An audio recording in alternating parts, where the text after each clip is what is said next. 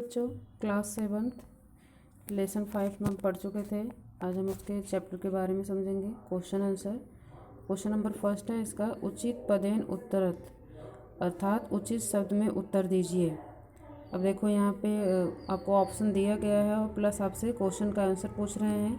पहला है इसमें क छात्रा कम प्रणमन्ति, अर्थात छात्रा ने किसको प्रणाम किया, तो यहाँ पे क्या होगा, आचार्यम। तो ऐसे ऐसे सारा ही है। जना विद्या कस्य प्राप्य कस्य सेवाम कुर्वन्ति, तो जो हमारे लोग हैं उनको विद्या प्राप्त करके किसकी सेवा करनी चाहिए, तो वो देश की। फिर पातवा कीदृश आसन, पेड़ कैसे थे, तो वो हरे थे। तो इसमें क्या है, इसमें ऑप्शन से देख के ही आपको क्वेश्चन में टिक करना है। इसके बाद फिर नेक्स्ट क्वेश्चन है आपका क्वेश्चन नंबर सेकंड, निम्नलिखित वाक्यान लंग लकारी लिखित। जो भी आपका वाक्य है उसको लंग लकार में हमें चेंज करना है। लंग लकार मतलब भूतकाल में, ठीक है। तो यहाँ पे पहला अधुना अहम गच्छान, जैसे यहाँ पे एक एग्जाम्पल दिया गया है, त्वम बहि गच्छ, तो इसका क्या होगा, त्वम बहि अगच्छ, ठीक है। गच्छ की जगह अगच्छ हो जाएगा। इसके बाद फिर अधुना अहम गच्छानि, अधुना अहम अगच्छम, ठीक है। अहम के साथ क्या लगेगा, अगच्छम, अगच्छाओ, अगच्छाम, ठीक है। ऐसे इसका रूप चलता है। अभी आपने इसके पहले वाले चैप्टर में यही पढ़ा था। तो उसी में सारे को चेंज करना है, अर्थात उनकी क्रियाओं को चेंज कर देना। अधुनम यूयम सर्वे आगच्छत, ठीक है। त्वम युवाम यूयम, ऐसे रूप जो चलता है। तो यहाँ पे आपका यही समझाया गया है। क्वेश्चन नंबर थर्ड में क्या है, इसमें आपको खुद भरना है। यहाँ पे देखो आपको ऑप्शन दिया भी गया है। दूसरा ये आपकी बुक का पैराग्राफ है, जो कि चैप्टर को ध्यान से पढ़ो और वहाँ से आप इसको फिल कर सकते हो।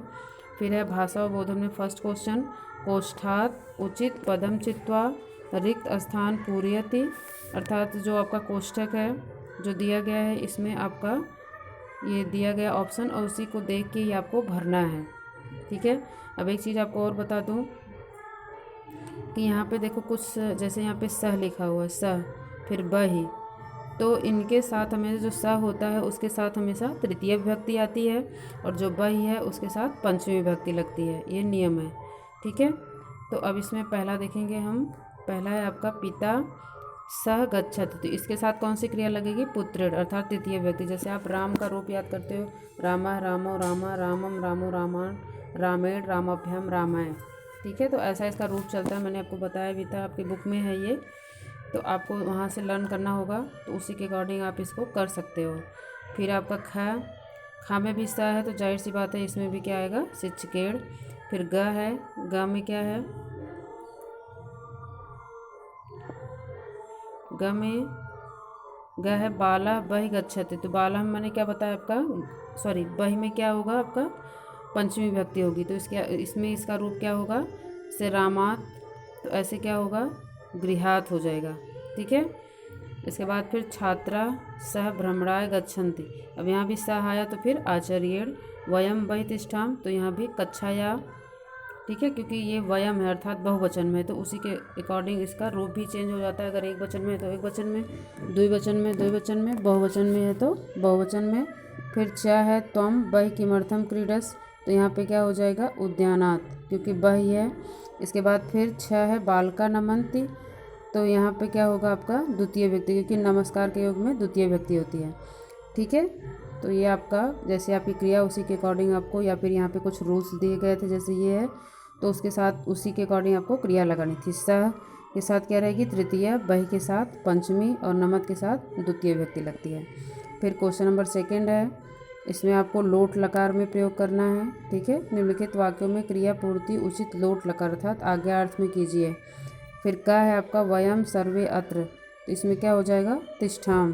फिर ख हे ईश त्वम माम रच्छ, ठीक है। यहाँ पे जो रूप चला था आपने देखा भी होगा, इसका जो था जो पढ़े थे, देखो यहाँ पे, यहाँ देखो त्वम के लिए क्या है, पठ, तो वैसे वहाँ पे क्या था, गच्छ।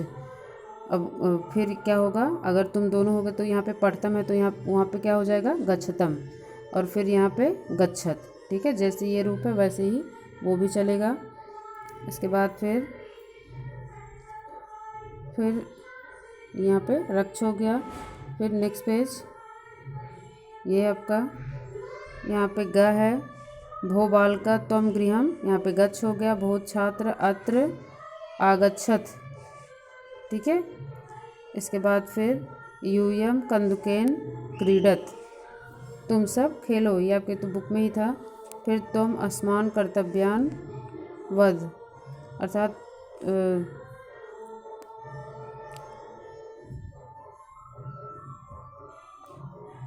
इसके बाद फिर 6 ते सदा सुखिना भवन्तु, ठीक है। तो यहाँ पे इसके साथ ही इसकी क्रियाएं भी लगी, जैसे यहाँ पे तुम था तो यहाँ पे क्या हो गया, वध हो गया, ठीक है।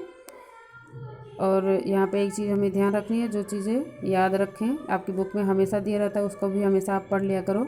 यहाँ पे देखो फर्स्ट पॉइंट दिया है, सह शब्द के योग में तृतीय व्यक्ति का प्रयोग होता है, जो मैं अभी आपको बता रही थी। फिर दूसरा है बहि के योग में पंचमी व्यक्ति का प्रयोग होता है। तीसरा लोट लगा का प्रयोग संस्कृत भाषा में आज्ञार्थ के लिए किया जाता है। और यहाँ पे एक बहुत अच्छी वाणी लिखी गई है, सूक्ति है ये, संस्कृत वाणी ही सच्चा आभूषण है, वाग्भूषणम भूषणम, तो संस्कृत वाणी ही सच्चा आभूषण है। तो ये चैप्टर आपका कंप्लीट होता है 5 चैप्टर। आज के लिए इतना ही, धन्यवाद। आपको बुक अच्छे से पढ़ना है और इसके बाद फिर क्वेश्चन आंसर कंप्लीट करके उसको लर्न भी करना है साथ के साथ। धन्यवाद।